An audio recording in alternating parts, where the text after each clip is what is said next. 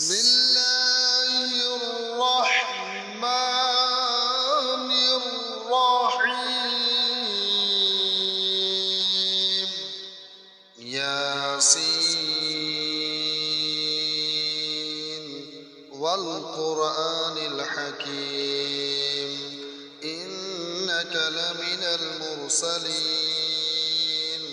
على صراط مستقيم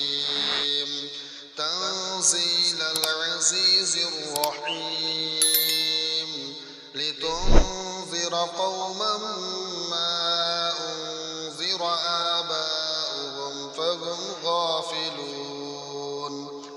لقد حق القول